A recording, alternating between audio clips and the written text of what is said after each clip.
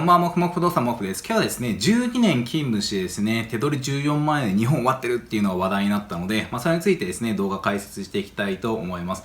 もともとですね、こういうアラフォーの会社員です。手取りは14万円です。都内のメーカー12年に働いてて、役職もついてますが、この給料ですと。何も贅沢できません。日本終わってますよねって。これに対してですね、堀江さんがですね、日本が終わってんじゃなくてお前が終わってんだって返信してですね、結構炎上したっていうのがあって、自分自身結構面白いなと思ってですね、本当にその通りで、この人自身終わってるかどうかっていうよりも、日本が終わってるっていうよりも、この人自身がですね、変わっていかなきゃいけないな、そういうふうに思って、今日はですね、どうするべきなのかっていうのを解説しつつですね、自分ならこうするみたいな感じでやりつつ、あとですね、今後日本どうなっていくのかっていうので、絶対こういう人が増えてきますと。で本当に日本終わってるのっていうのをですね、解説していきたいと思います。まずですね、どうするべきかっていうと、もう選択肢3つしかないですね。転職するか、副業するか、スキルを身につける。その3つしかないです。なので、まずはですね、その3つをやるのが重要だと思ってます。なので、まずはですね、転職できるなとしたらですね、まだ転職、若干募集減ってるんですけども、転職はまだ重要あるので、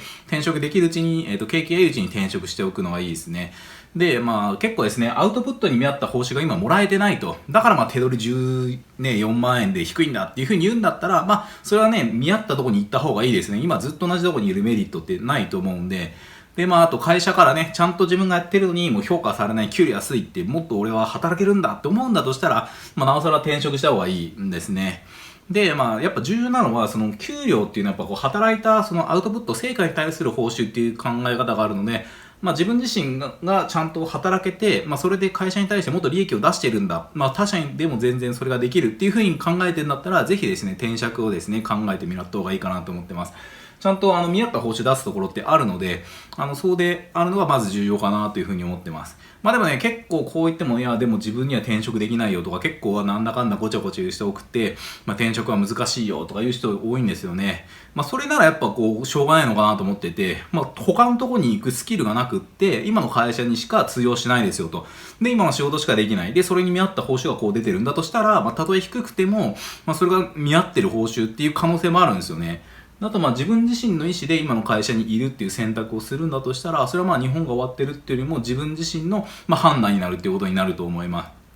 で、やっぱり他社で活かせる技術っていうのはですね、常に気にしなきゃいけなくって、僕自身サラリーマンだった時も、常にやっぱ他社で生きる力を身につけつつですね、自社の仕事もしつつっていうのを考えてきました。なので、どうしてもやっぱり自分の仕事だけでしか生きない仕事がむちゃくちゃ来るんですけども、それをこなしつつ、いかにですね、付加価値、自分のスキルを高める方向、他社でも、他の会社でも生きるようなスキルを身につけていくかっていうのはすごい重要ですと。なので、本当にですね、見合った報酬もらえるところ行くべきですし、もし転職でですね、自分のスキルがないから行けないよとかっていうんだとしたら、ちょっと今それはまだ転職っていうのはできないと思うんで、まず会社にいながらですね、他社でも活かせるような仕事のスキル、部下がいる、その役職についてるんだとしたら、その役職に見合ったマネージャーとかです、そういうスキルをつけるっていうのはすごい重要だと思ってます。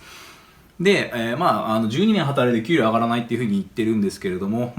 今ですね、その終身雇用制度だとか、年功序列の制度っていうのは、どんどん崩壊していっているところがあります。で、昔であれば、死ぬまでですね、60歳まで働いて、それまで年々給料増えていくっていうのは当たり前だったんですけども、今はですね、むしろそのスタイルがどんどんやっぱ壊れていっていて、年取ったからだけっていうのは給料は上がりにくいので、12年、たとえ12年間いてずっと同じ仕事をしてたら、給料上がらないっていうのは増えてくると思います。で、現に年功序列はもうだんだん崩壊していってます。で、さらに、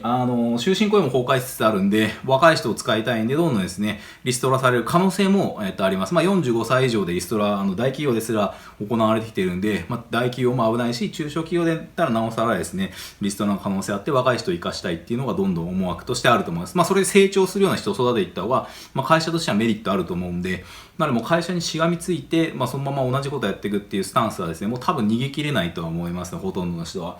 で、仕事の内容に対して、報酬出すっていう考え方が普及してるんで、そこに何年いたからどんだけ給料上がるっていうのはないんですよね。さっき言ってた人も12年間働いてって書いてあって、12年間働いたら給料上がるんだっていう前提が頭の中あるかもしれないんですけども、それはもう古いですし、今後どんどんそれはどんどんなくなっていく方向に行くんで、なので、それに期待するのはですね、難しいかなと思ってますし、どうなってもですね、もう会社にいるだけで夢のように給料が上がっていくっていうのはインフレまあないとしてですね、普通にこうどんどん報酬上がっていって会社の業績上がるっていうのは難しいかなっていう気はします。むしろ差がどんどんついていくかなと思ってます。なので、同じとこで同じことをやり続けるっていうのはですね、僕常に言ってることなんですけども、本当リスクだと思った方がいいかなと思って、僕自身ずっと行動し続けてきます。で、2つ目、副業すべきなんですけども、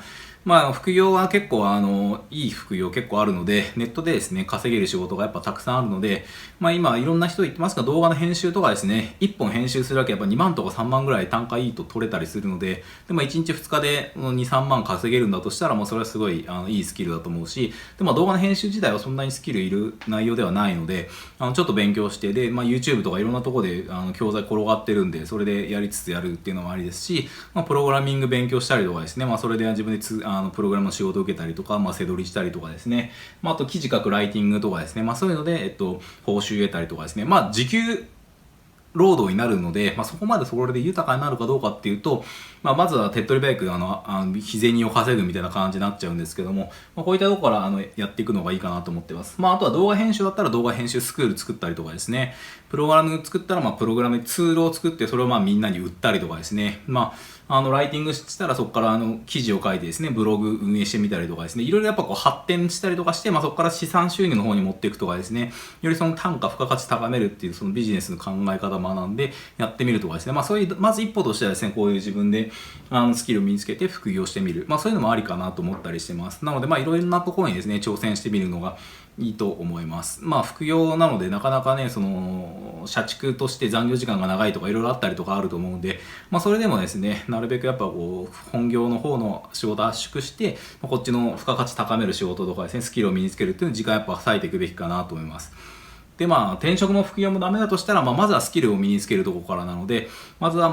本当に勉強して、まずは仕事で働きながら、身につけれるスキルもあったりとかするので、例えば業務改善するためにプログラム、例えば Excel のマクロを覚えたりとかですね、あと部下がいるんだとしたらマネジメントをしてちゃんと組織を運営するとかですね、あとプロジェクトを自分で立ち上げてですね、会社の中でうまく回すとか、そういうのもどんどんやっていくんだったとしたら、それはですね、他社でもすごい有効なスキルだと思うんで、かなり評価されるはずなんですよね。だからそういう会社に行きつつスキル、自分の付加価値ですね、その市場価値を高めるような活動をして、そうやって、転職活動してみたりとか、そういうこういうスキルを、会社でにも役立ちつつ勉強して、さらに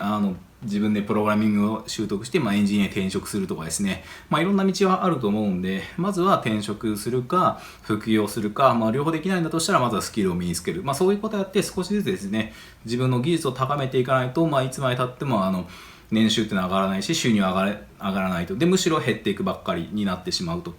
で、ちょっとこれ絶対覚えておいた方がいいんですけども、給料って結構業界によってほとんど決まっちゃうので、なかなか自分若い頃は知らなかったんですけれども、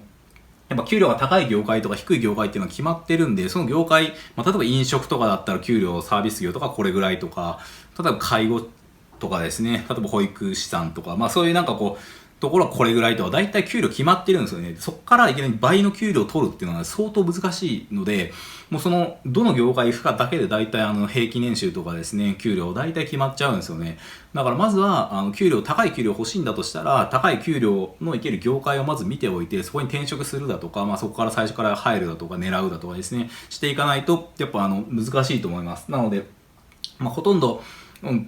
大変さとかじゃないですよね。例えば保育士さんすごい大変だとか、すごいそれはわかるんですけども、それで給料っていうその大変さと給料っていうのは全然決まってなくって、いかにそこから付加価値生んで、そこからお金を取れるかっていうところから給料結構決まったりとかするので、なのでもし高級取りになりたいとかですね、給料いっぱい欲しいとかって話があるんだとしたら、その業界っていうのはよく分析して、この業界に行く。給料だけ高い業界行ってもね、結構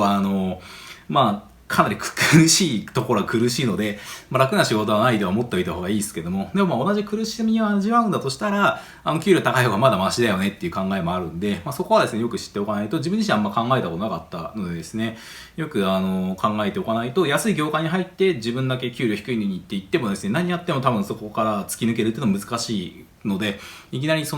給料が欲しいんだとしたらいい業界、高い給料、高い業界行った方が比較的早く給料上がっていくかなと思ったりしています。で、ここまでですね、もうもし自分だったらどうするかって、まず今言ったみたいに副業したり転職したりお金稼げるスキルを身につけるってことなんですけども、今後日本がどういう風になっていくかっていうのについて考えると、よく言ってるんですけども、日本はどんどん厳しくはなっていってますね。で、少子高齢化だとかですね、社会保険料、税金もどんどんアップしていくのは間違いないですし、人工知能とか RPA 活力してくるんで、よりその単純作業がなくなっていくし、給料の手取りは減っていく方向にあるし、税金も上がっていくっていうことになっていくので、むちゃくちゃどんどん手取りが減っていく方向に行くのは間違いないですと。で、一方、日本の技術力っていうのは、昔は技術大国とか言われてましたけども、今も、ね、テレビもダメだし、半導体もダメだし、車はちょっとまだ頑張ってますけれども、デジカメとかも衰退してますしですね、スマホとかも日本全然ダメですし、もうそういうふうに技術力っていうのはもう日本全体沈没していってますと。なので、昔みたいなですね、相当日本が好景気になるみたいなのは結構難しいかな、技術力がない限りはですね、他の産業が新たに生まれない限りは難しいかなっていうところあったりします。で、どんどん海外からやっぱいろんな製品がね、みんな iPhone だとか3世のね、ギャラクシーとかいろんなものがあったりとか安く入ってくるので、かなり日本の中で稼ぐのは難しいかなっていうふうにあります。なので、厳しいことは間違いなくって、単純な仕事がですね、自動化していって、人手も不足していくので、より人工知能 RPA、ロボティックプロセスオートメーションですね。そういうのをやりつつ、求められてくるので、付加価値の高い仕事では求められてくると思います。結構、最近だと物流とかね、トラックの運転手さんとかむっちゃ給料上がってきてたりとかするので、そういうのもあったりとかするんですけども、でも車の自動化運転とかやると、そういうのも変わっていったりとかするので、なかなかどの業界も安泰なのはないかなと思います。で、今後ですね、絶対こういう方が増えてくるのはしょうがなくって、さっき言ったみたいに勤続何年だけど給料いくらですみたいなのはですね、絶対増えてくるはずで、年功序列とか関係なくなってくるので、やっぱ日頃から努力して付加価値高い人と、高められる人と、日頃から努力しなくって、もう自分はダメだって言ってる人とはもうどんどん差がついてくるんで、そこはですね、覚悟しておいた方がいいと思います。で、あと努力の仕方っていうのも重要で、努力したからといって儲かるわけではもちろんないので、例えば意味なく100キロ走って努力して頑張ったって言って給料上がるかっていうと、上がらないんで、でも傍から見てるとですね、その努力の仕方間違ってる人っていうのはすごいいっぱいいるんで、自分が今後、どういうふうに努力をして、それがどういう成果につながって、それがどうやって給料を稼げるようになるのか、そういうビジョンみたいなのを持っておかないと、その努力の仕方、例えばトイックむちゃくちゃ頑張ってトイック900点取りましたって言ったとしても給料上がるかっていうと結構上がりにくかったりとかする場合もあったりするので、そういう何のために何の努力をして、その結果どうやって付加価値を生んでいくかっていうのをよく考えた方がいいとは思いますね。なので、努力の方向性を間違えないようにしないと努力しても稼げないっていう風になっちゃうかもしれないので、ここは注意した方がいいです。で、最終的にはやっぱ自分のことは自分で守るしかなくって、今からでは遅いとかって思う人結構いるかもしれないんですけども、全然ですね、今からでも遅くなくって、むしろもう今こういうふうに思ったとしたら、今日がちょうど始め時なのかなと思った方がいいと思います。で、最悪ですね、日本自体は自己破産とかですね、あと生活保護とかあるので、最悪生き延びるってことは全然できると思います。日本自体は悪いっていうふうに終わってるかどうかっていうと、厳しくなってるのは厳しくなってるんですけども、いい面としてはこういうのもあるし、普通に安全に暮らせる、海外行ったらね、結構夜歩けないとか、危険なエリアとかね、窃盗とか泥棒とか強盗とかいたりとかするんですけども、日本はまだ比較的安全ですし、水道水とかね、普通に飲めるしですね、あと食べ物美味しかったりとか、暮らしやすいっていうんで、自分は日本結構気に入ってるんで、このまま日本にいようと思ってて、よく海外行かないんですかとか聞かれるんですけども、僕は日本が結構大好きなので、多分ずっと日本にいると思いますと。なので、終わってるか、総合的に見て終わってるんだと思うんだとしたら、本当にね、海外に移住したり準備したりとかする方がいいのかなと思ったりしてます。やっぱ隣の芝青いみたいな感じに見えちゃうので、海外はいいなっていうふうに思ってるんだとしたら、本当に調べて行ってみてもいいのかなって気はします。ハードルは高いんですけども、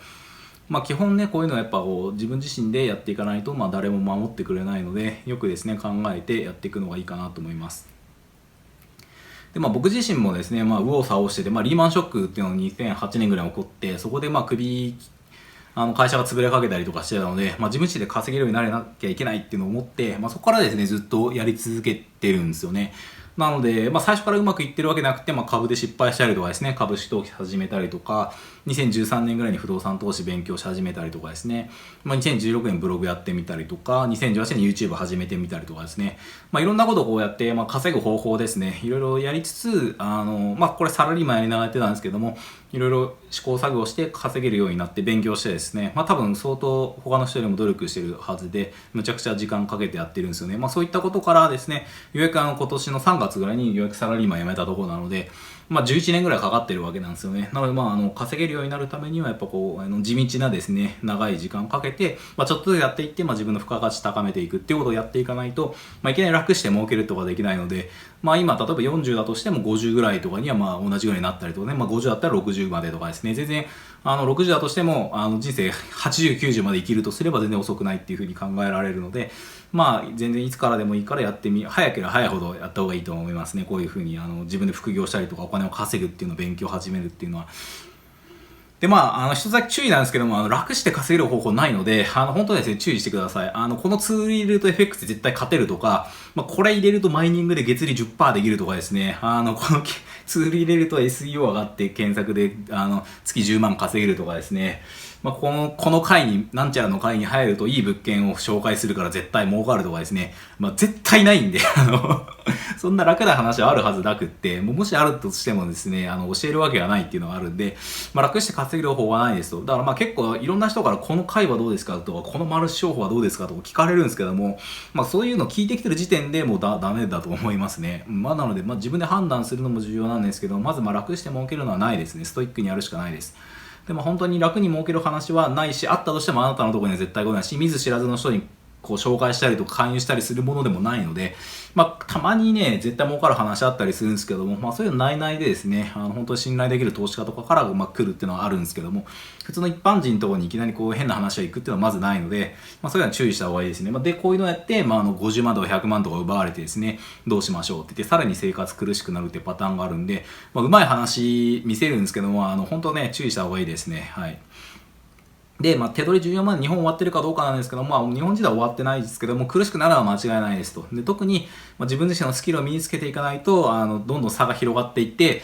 どっちになるかっていうのは、自分自身の努力と、継続的に、どっちになっても別にいいんですけれども、ただ日本終わってるっていうのはないかなっていうふうに思ってます。なので、本当に給料低いんだとしたら転職したり、スキル身につけたり、副業してみたりとか、いろんな方法ありますし、で、あと本当稼ぎたいんだとしたら業界によって給料大きく変わるんで、そこはですね、間違いない方がいいかなと思ってます。で、最後に自分の身は身で自分で守るっていうことで、そうやってより豊かな方法になるのがいいかなと思ってます。はい、最後までご視聴ありがとうございました。もしよかったらですね、高評価いただければ嬉しいですね。このチャンネルはですね、不動産投資とか株式投資、あと役立つ情報を発信していってます。もしよかったらチャンネル登録をお願いします。あといつもコメントとかですね、高評価いただき本当にありがとうございます。引き続きですね、頑張っていきますので、ぜひですね、役に立ったら SNS とかでシェアしていただければ嬉しいです。どうもありがとうございました。